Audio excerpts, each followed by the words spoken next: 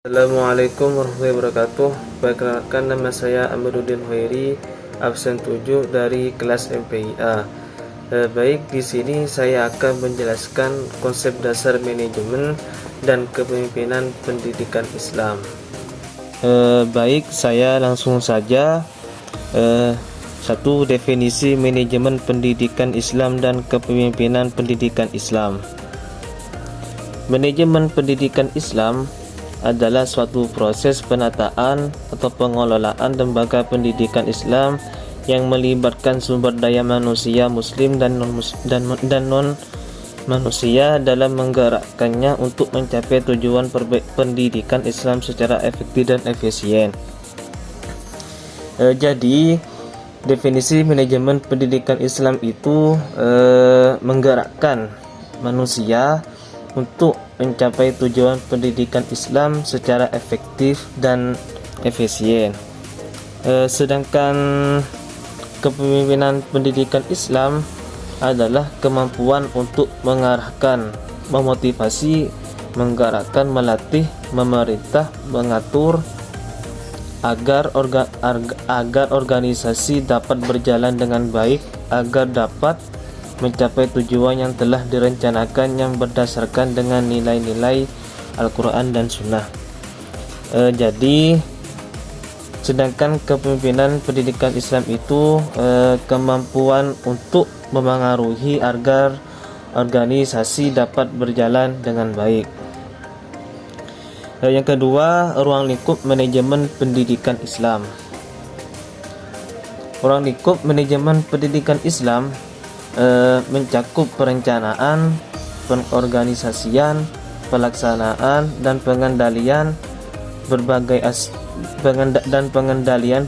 aspek pendidikan Islam, serta kurikulum, tenaga pengajar, sarana dan prasarana, serta evaluasi belajar.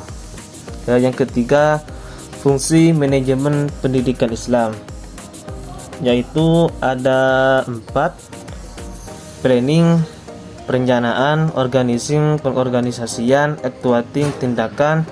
Yang keempat, controlling, pengendalian. Planning. Planning ini seperti angan-angan kita, merencanakan tapi tidak melakukan. Apa yang harus dilakukan, kapan harus dilakukan, seperti itu. Organizing ini proses pengelolaan, pembentukan pola hubungan kerja dari orang-orang untuk mencapai organisasinya. Actuating ini seperti pengarahan atau penggerakan semua anggota kelompok agar supaya berusaha keras untuk mencapai tujuan.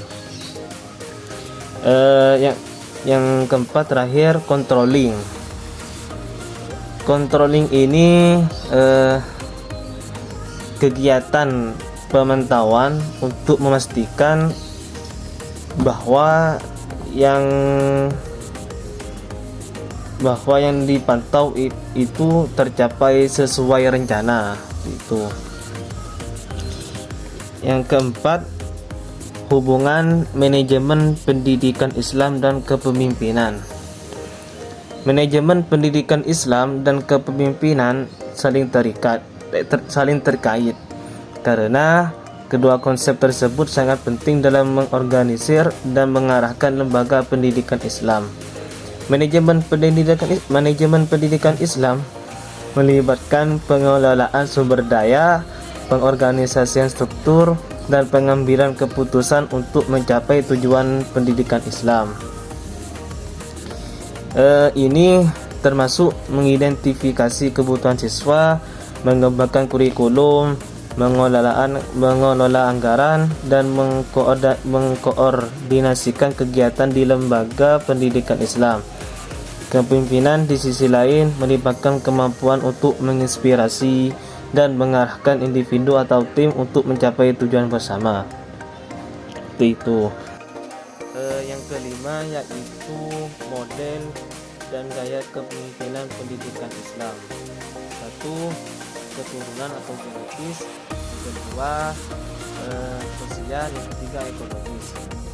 Satu, keturunan atau genetis. Teori genetis mengatakan bahwa pemimpin itu hanya dapat dilahirkan, bukan dibuat. Menurut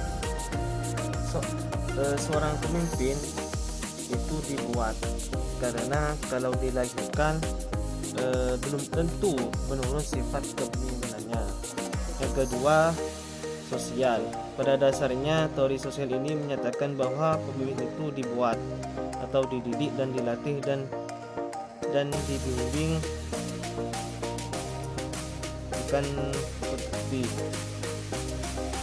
ya, karena seorang pemimpin itu dilatih supaya mempunyai mental yang kuat dan tanggung jawab. Yang ketiga, ekologis.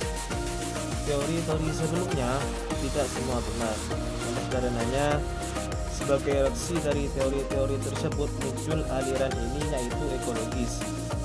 Teori ekologis menyatakan bahwa seorang akan berhasil menjadi seorang pemimpin baik jika ia sudah memiliki bakat kepemimpinan. Bakat itu kemudian berkembang dengan pendidikan, pelatihan, dan bimbingan lebih lanjut.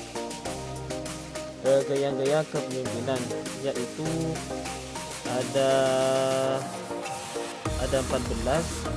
Saya akan menjelaskan 3 saja, yaitu satu, gaya kepemimpinan demokratis.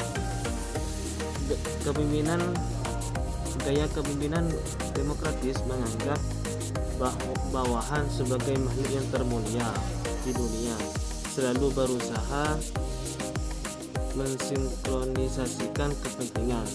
Yang kedua, gaya kepemimpinan otoriter menganggap organisasi milik pribadi elegan, mengidentifikasikan tujuan pribadi dengan tujuan organisasi. Yang ketiga, gaya kepemimpinan visioner.